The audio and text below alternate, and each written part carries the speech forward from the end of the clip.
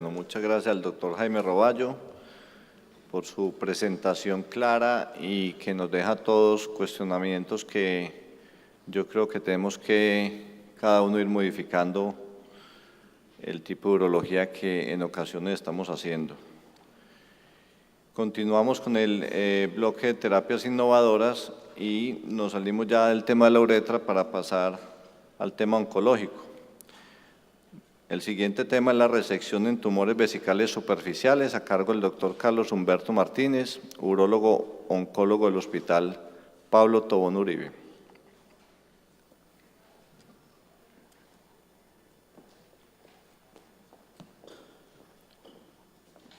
Bueno, muy buenas tardes a todos. Agradecer nuevamente a la Sociedad Colombiana de Urología por brindarme la oportunidad de compartir este tema con ustedes. Y créanme que en esta sección de terapia innovadora, pues hablar de RTU de tumor vesical pues no es un tema fácil, porque es una cirugía que supone que todos sabemos hacer y básicamente lo que se ha visto en la literatura es que no hay una muy buena adherencia de los urólogos en general a nivel mundial a las guías.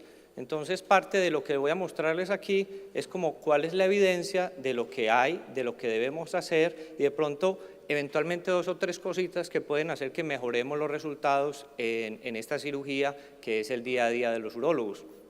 Entonces, para empezar, vamos a revisar como diferentes temas en esta breve charla. Lo primero es evaluar la calidad de la resección transuretral de tumor vesical, cómo definimos eso, una propuesta de protocolo de cómo hacer el procedimiento.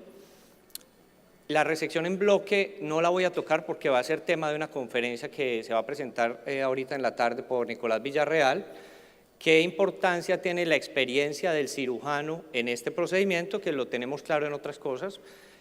A ver qué papel tiene, bipolar o monopolar, la resección transuretral de próstata, si hacerla simultánea o no, cuándo sí, cuándo no, el papel de la biopsia aleatoria, la resección y 2 tecnologías que vienen empujando fuerte, que es la cistoscopia de luz azul y el narrowband imaging. Entonces, para hablar de la calidad de la resección, lo primero que tiene que decir uno es que lo que uno quiere es que el paciente no vuelva a tener un tumor después de que uno haga la resección. Y ese fue el objetivo del doctor María Pan cuando hizo esta investigación. Es un estudio prospectivo en el que tuvo 356 pacientes y buscaba evaluar las recurrencias tempranas y qué factores llevaban a que esas recurrencias se hicieran de manera temprana. Él encontró que básicamente lo más significativo era la presencia de músculo detrusor en la primera resección.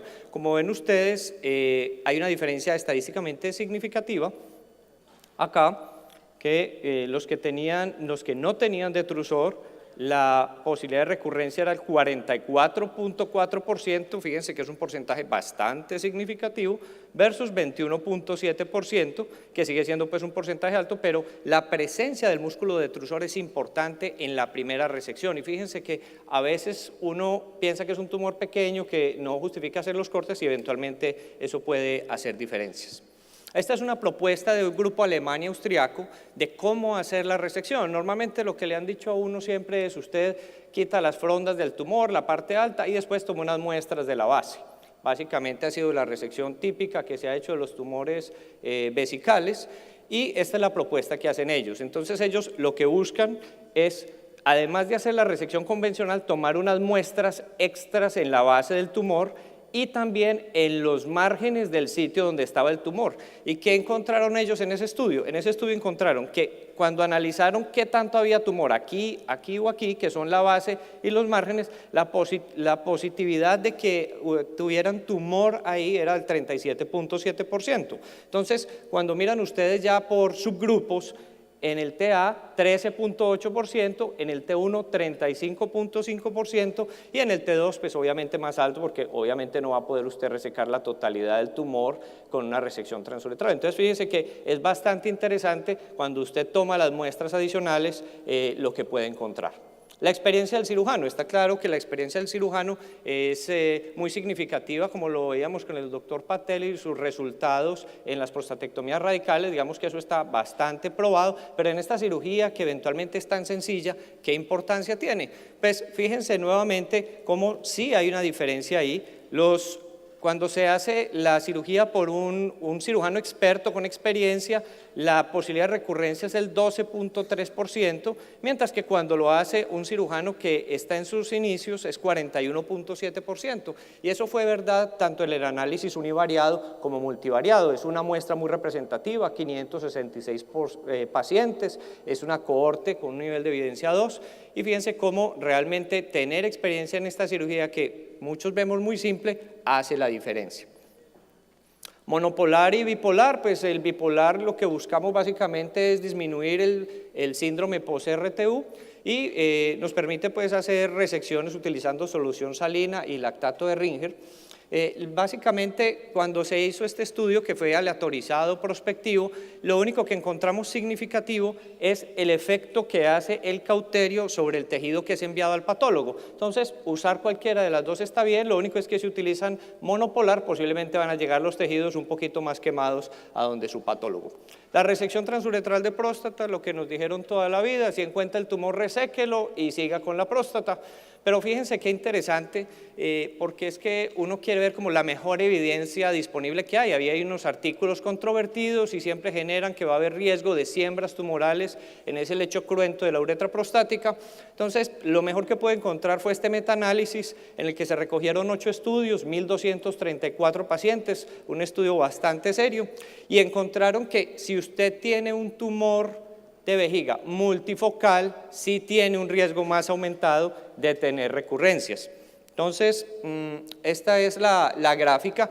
No hubo diferencias cuando usted tenía un tumor de alto grado o tumores de bajo grado. Fíjense aquí, realmente no hay una diferencia significativa, pero si usted tiene un tumor multifocal, definitivamente sí la hay. Entonces, si usted entra y se encuentra 2, 3 tumores, no haga la resección de próstata. Básicamente, es una cosa sencilla que puede ser útil en la práctica diaria.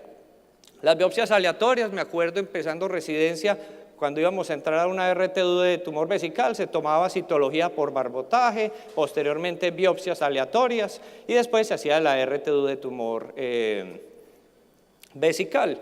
Este es un estudio ya viejito, es del año 99, en el cual el grupo europeo tomó un número muy importante de pacientes de bajo riesgo, se tomaron 393 biopsias, los pacientes de grupo intermedio y alto riesgo, 602 biopsias, y realmente en este estudio no se demostró anormalidad en más del 90% de los pacientes, por lo cual ellos dijeron que no se debería hacer la biopsia aleatoria nunca más. Sin embargo, este estudio un poquito más reciente de los japoneses mostró que eventualmente en los pacientes que tenían una citología positiva sí había utilidad en la realización de esas biopsias, digamos, de tejido sano aparentemente. Entonces, ¿cuándo hacer biopsias aleatorias? Básicamente cuando hay una citología positiva.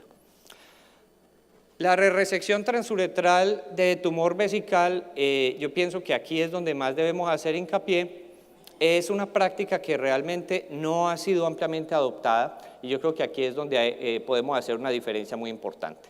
¿Por qué? Porque estos son los datos obtenidos de las guías de la Asociación Europea de este año y básicamente fíjense que en los tumores T1 puede haber tumor persistente en el 33 a 55%, o sea, la mitad de los pacientes nos está quedando el tumor, entonces estamos perdiendo el objetivo de la cirugía en la mitad de los pacientes, que es un porcentaje muy alto.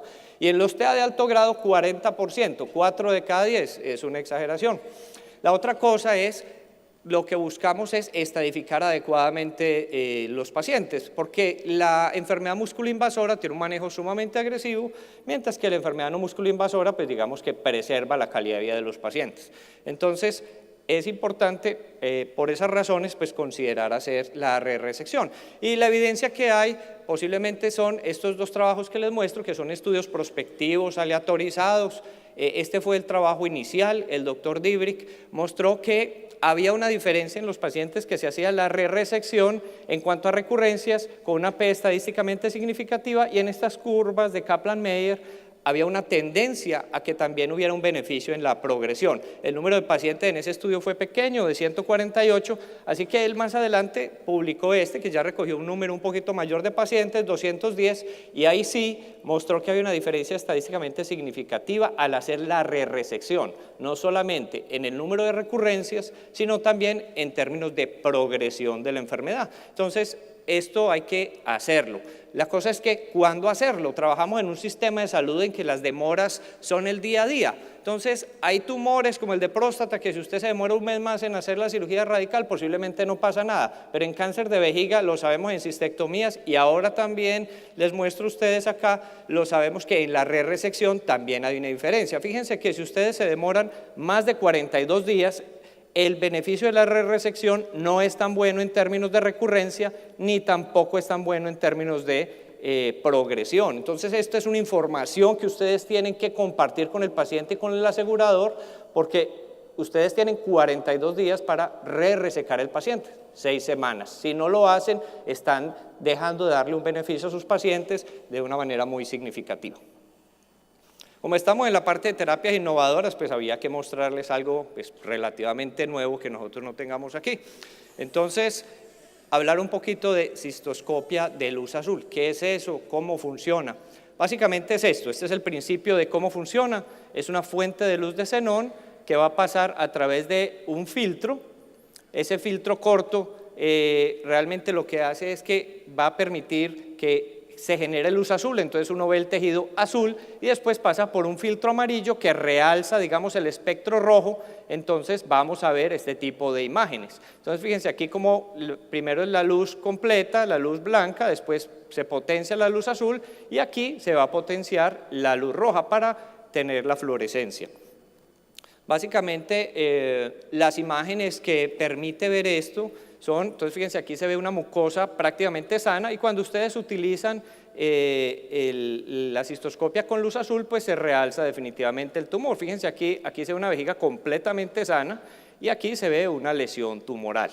Entonces, es un poquito dispendioso porque hay que colocar una sustancia una hora antes, no puede haber orina, o sea, hay una técnica que seguir, pero este metaanálisis mostró que en cuanto a diagnóstico primario y en cuanto a recurrencias, hubo un beneficio estadísticamente significativo para los pacientes que fueron tratados con luz azul. Fíjense ustedes acá, esta es la línea de la mitad y todos estos trabajos favorecen la luz azul en el tratamiento primario y en recurrencias es un poquito menos fuerte, pero aquí está favoreciendo la luz azul y también se ve. Entonces, el diagnóstico fotodinámico o cistoscopia de luz azul o el uso de hexaminolebulinato, todo eso es lo mismo, básicamente es una tecnología que nos va a permitir ver mejor los tumores y posiblemente impactar en las recurrencias y progresión de los pacientes. Ha habido un poquito de controversia y básicamente se debe a este trabajo francés, que fue un estudio prospectivo aleatorizado, en el cual realmente pues no hubo una significancia estadística,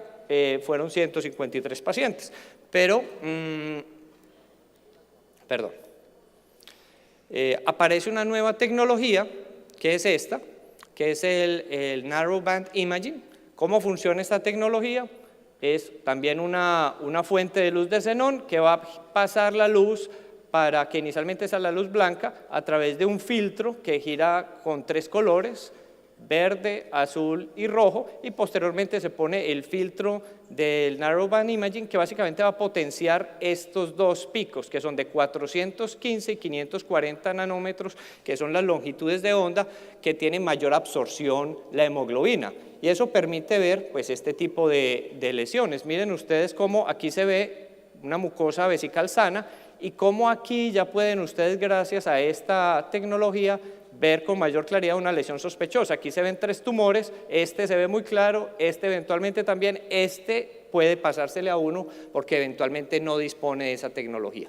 ¿Qué evidencia hay del Narrowband Imaging en términos de beneficio claro, científico demostrado? Pues está este trabajo, es un trabajo aleatorizado multicéntrico, 965 pacientes, y en ese trabajo realmente se demostró que el uso de esta tecnología disminuyó las recurrencias, especialmente en tumores de bajo grado, de 27.3% a 5.6%, con una P estadísticamente significativa.